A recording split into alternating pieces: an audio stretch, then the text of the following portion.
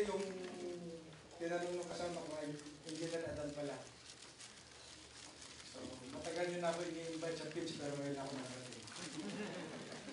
So, yung sinabi nung kasama ko kanina, si Ro, regarding ko sa mga policy guidelines, kasi yearly, merong policy yung expert.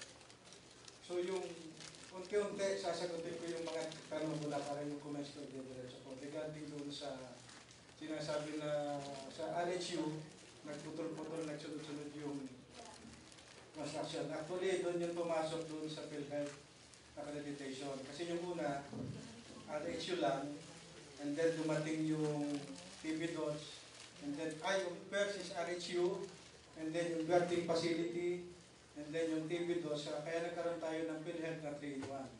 So ngayon, 4-in-1 na siya. So expect na meron na namang bagong building. So yun yung reason bakit merong building. And then yung next, bakit walang RHU na na-construct na bago, it's because doon sa population ratio.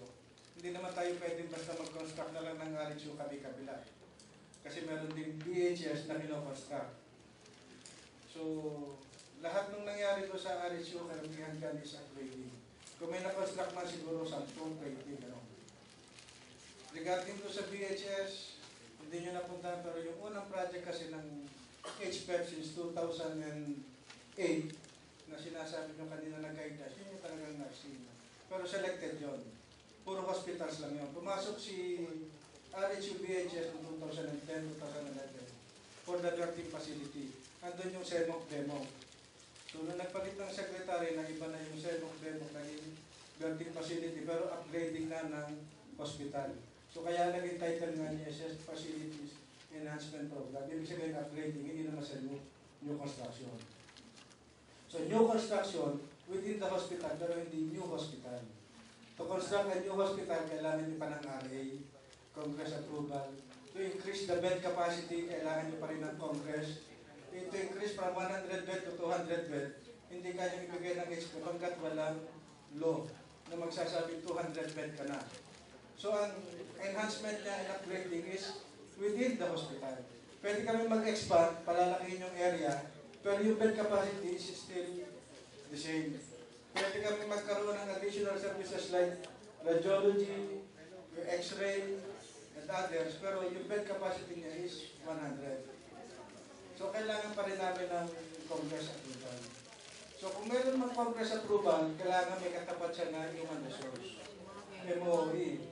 So kahit mag-upgrade kami ng HPEP, kung wala namang corresponding sa kanila, so doon lumalabas yung problema na sinasabi ko, not functional. So doon siya masasagot na. And then kung bakit yung HPEP is yearly, meron siyang funding. So ang kulang doon sa monitoring na sinasabi namin is yung tama kayo doon, yung coordination. Kasi marami din kami report na hindi alam ng MHO na may project siya. Hindi rin alam ng CHO or ng municipal health office na may project siya. Kasi ang kausap kong isa is the local executive. So kasi pagdating sa BHS at RHU, kadalasan dyan is yung honorable. Sabi nila. Tapos yung regarding ko sana, sinasagot ko lang unti-unti. Kasi doon sa monitoring na through one contractor, one big contractor para doon sa lots project lot, ang problema namin kasi dyan, actually, nag-ano na kami ng per lot. Ang problema dyan, pag nagloko yung contractor, lahat yun damay. So kung meron ka 10 lot, nagloko yung contractor, 10 hospital yung problema mo, o 10 RHU yung problema mo. So yung iba, binalik namin siya sa individual. Just may problema yung isa, tapos yung siyam. So yun yung issue doon sa one lot. And then doon sa turnkey basis, ang problema namin dyan is yung RA 9184. Hindi naman siya nagsasabi ng turnkey basis. Kasi kailangan ibibid mo siya nang dapat meron covered ng GAA.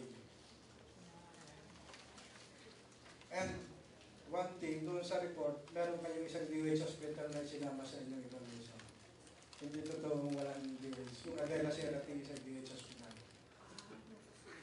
Yes. Sa Tanda. Alam din ni Sir. DST. Actually, Adela Serapio yun. So, DH Hospital po yun. Kung meron pa kayong, pwede pa ako, wala pa naman kayo.